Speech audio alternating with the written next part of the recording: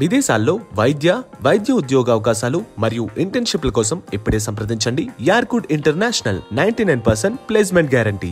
అంటే జగన్మోహన్ రెడ్డి గారు రాజకీయ వ్యూహంలో ఆయన ఒక సక్సెస్ ని సినిమాలో చూపించుకుంటున్నారా? ఆయనకున్న అంటే ఇప్పుడు ఆయన ఆబ్వియస్గా ఇప్పుడు నేను ఒక రియలిస్టిక్ సినిమా తీసినప్పుడు పబ్లిక్ డొమైన్లో ఉన్నది ఏది కూడా మనం దాన్ని ఏమార్చలేం కదా. నేను దాని వెనకాల ఉన్న వ్యూహాలు నేను చెప్పగలుగుతాను కానీ అవుట్కమ్ అనేది నేను దాచలేను. సో జగన్ గారు విపరీతమైన సక్సెస్ అయ్యారు. Became chief minister in 2019. ఆ ఆస్పెక్ట్ డిఫరెంట్గా ఉంటుంది. ఎలక్షన్ కోడ్ కిందకి రాదా cinema? No, election code announce చేసేది ఎప్పుడైతే చేస్తారో దానికి ముందే కదా ఇప్పుడే వచ్చేస్తాం కదా సినిమా. ఇది శపథం సెకండ్ పార్ట్ కూడా దాని ముందే వచ్చేస్తాం. సరే, సినిమా ఆపటాన్ని ఏ రకంగా తీసుకుంటారు? తర్వాత మళ్ళీ మీరు సాధించారు సెన్సార్ని. అంటే ఇప్పుడు ఆపటానికి వెనకాల ఏం వ్యూహాలు జరిగి ఏ వ్యూహకర్తలు ఉన్నారు అనేది మాకు కూడా తెలియదు. అది కాకపోతే మేము అంటే టోటల్గా మన కాన్స్టిట్యూషన్గా మా రైట్ ఏదైతే ఉందో ఆర్టికల్ 19లో మనం ఫ్రీడమ్ ఆఫ్ స్పీచ్ కానీ ఒక ఒపీనియన్ చెప్పడానికి ఇచ్చిన రాజ్యాంగ హక్కుల ప్రకారమే చాలా లీగల్ ఆస్పెక్ట్లోనే నేను కిరణ్ గారు సెన్సార్ సర్టిఫికేట్ కట్స్ అనేవి కాదు. అబ్సల్యూట్గా టీడీపీ నేత నేను చంద్రబాబు నాయుడు గారిని, పవన్ కళ్యాణ్ని, నారా లోకేష్ గారిని ఇప్పుడే ట్విట్టర్ ద్వారా ఇన్వైట్ చేశాను, ఆహ్వానించాను. దాని తర్వాత వాళ్ళ ఇష్టం. సార్, ఇండస్ట్రీ నుంచి ఎవరు పిలవట్లేదా? అంటే ఇండస్ట్రీ నుంచి రాకపోతే వైసీపీ సభ అయిపోయింది కదా. సినిమా ఓపెనింగ్ అన్నది అంటే అది కదండి. ఇప్పుడు జగన్ గారి మెయిన్ క్యారెక్టర్ ఉన్నప్పుడు ఆటోమేటిక్గా నాకు కిరణ్కి ప్రొడ్యూసర్ కూడా జగన్ మీద ఉన్నప్పుడు వాళ్ళు వస్తారు. మిగతా వాళ్ళు వస్తే దే కెన్ ఎంజాయ్. ఇప్పుడు చెప్పాను కదా, చంద్రబాబు నాయుడు పంపించాను, పవన్ కళ్యాణ్ పంపించాను, నారా లోకేష్ ఇండస్ట్రీని పంపించాను.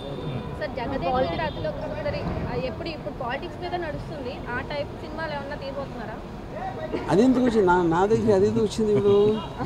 అది రాఘవేంద్ర గారి సినిమా ఫస్ట్. అప్పుడు నేను క్షణక్షణం తీస్తాను కానీ జగదేక్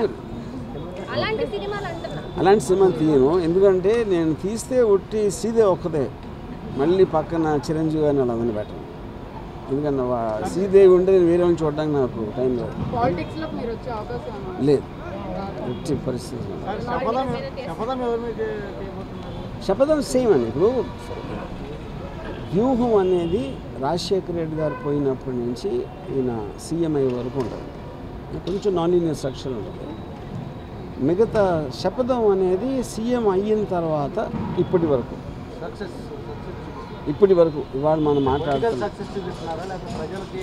పొలిటికల్ సక్సెస్ అని చూపెట్టలేదు. ఇట్ ఈస్ అబౌట్ ఏం జరిగిందో చూపెడుతున్నాం. అది సక్సెస్సా ఫెయిల్యూరా ఏ రేంజ్ అనేది ఈచ్ వ్యూవర్కి వాళ్ళ ఉన్నాయి. Of course yes. ఎవరెవరు ఆ పర్టికులర్ టైం పీరియడ్లో రిలవెంట్ అందరూ ఉంటారు, ఇంక్లూడింగ్ చిరంజీవి గారు, పవన్ కళ్యాణ్ అందరూ ఉంటారు.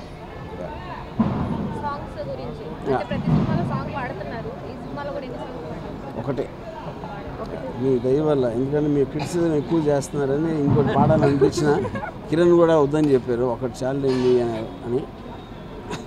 ఎస్, సాంగ్స్ అన్నీ కూడా బ్యాక్గ్రౌండ్ సాంగ్స్, లిప్సింగ్ సాంగ్స్ అని లేవు సినిమాలు. No no.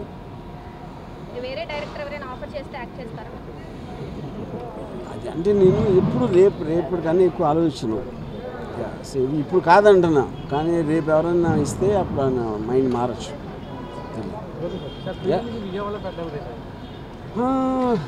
మీరు కిరణ్ గారు మీరు చెప్పండి, అది విజయవాడలో పెట్టడానికి రీజన్ ఏంటి? స్క్రిప్ట్ అనేది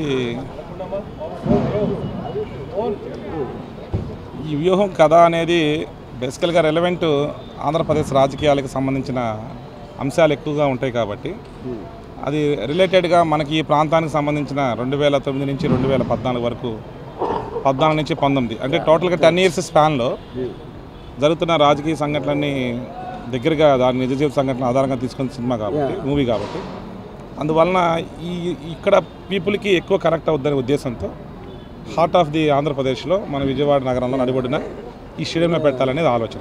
ఇంకో పాయింట్, ఇప్పుడు ఈ స్టేట్లో జరిగిన ఇన్సిడెంట్ కానీ ఈ స్టేట్లో ఉన్న క్యారెక్టర్స్ కానీ వాళ్ళ మీద ఈ స్టేట్ ప్రజల కోసం సినిమా తీసినప్పుడు వేరే స్టేట్లో ఫంక్షన్ పెట్టడం అనేది అర్థం కాదు. అందుకని సార్ ఇంకోటి ఈ కృష్ణా నది ప్రాంగణంలో మీరు షూటింగ్ చేస్తే కొంతమంది పసుపు నీళ్ళతో కడిగడం అవన్నీ కూడా చేశారు. కొంతమంది పేర్లు చెప్పండి, ఎందుకు కొంతమంది? ఉమాగానే రేపు ఈవెంట్లో కౌంటర్ ఇవ్వడం కానీ దానికి సంబంధించిన మీరు అంటే సిచ్యువేషన్ కాబట్టి సినిమా కంప్లీట్ అయ్యి సెన్సార్ తీసుకొచ్చింది కాబట్టి అంటే దేవుని నమ్మాలంటే చిన్న చిన్న వాళ్ళ గురించి మాట్లాడాలి అసలు ఆయన ఎవడో కూడా తెలియదు అసలు. సో ఐ థింక్ నేను మాట్లాడితే చంద్రబాబు నాయుడు, పవన్ కళ్యాణ్ ఆ రేంజ్లో మాట్లాడతాను, కానీ ఉమా దిమా అందరూ.